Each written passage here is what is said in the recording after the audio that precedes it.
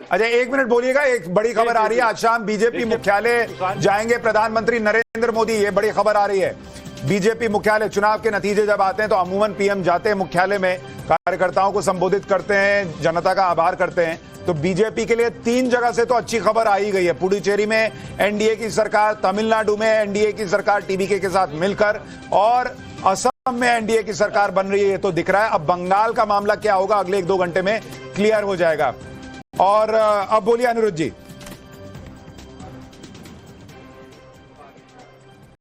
जी पहली चीज तो टीएमसी के प्रवक्ता को यह नहीं पता कि रसगुल्ला सफेद होता है, हरा जो गन्ना होता है।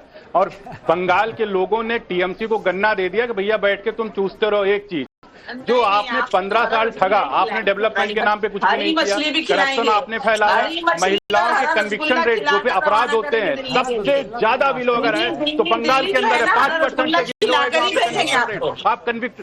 अनिरुद्ध जी अब गन्ना खाइए, मछली खाइए, रसगुल्ला खाइए, जो खाइए। सुनिए ना सर, मैं एक डेटा बस बता दूं जो अभी आया, बड़ा इंटरेस्टिंग डेटा है जो सोफिया जी को बड़ा अच्छा लगेगा। पश्चिम बंगाल की 18 सीटों पर बीजेपी 1000 वोट से कम के अंतर से आगे है। तपन सीट बीजेपी 576 वोट से आगे है। मजोले में 496 वोट से बीजेपी आगे है। 217 वोट से बीजेपी जादवपुर में आगे है। श्यामकपुर में 934 वोट से आगे है। बल्ली में 636 वोट से आगे है। जगत बल्लभपुर में 661 वोट से आगे है। डोमजूर में 78 वोट से सिर्फ बीजेपी आगे है।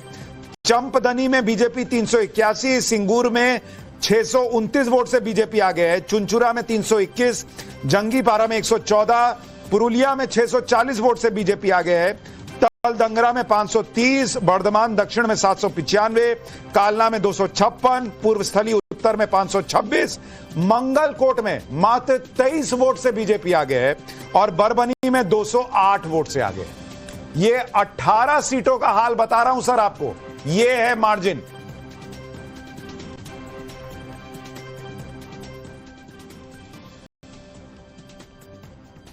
आनंद रंगनाथन, ये तो भाई बहुत तगड़ा मामला लग रहा है। नहीं देखिए, ये आपको नेक्स्ट बिहार तो नहीं लग रहा?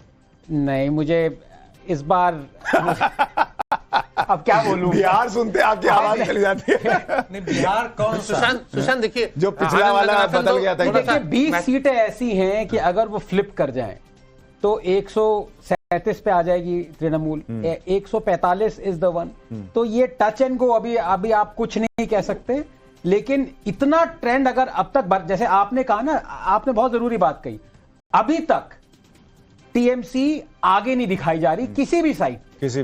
इसका मतलब इसकी भी कोई होल्डिंग है, इसकी मतलब कोई इंटेग्रिटी है इस बात की। तो ऐसी बात नहीं है कि बीजेपी ने प्रदर्शन खराब किया है, बिल्कुल ही नहीं। वो तो आगे मान के चलिए, वो तो एक्सियम है।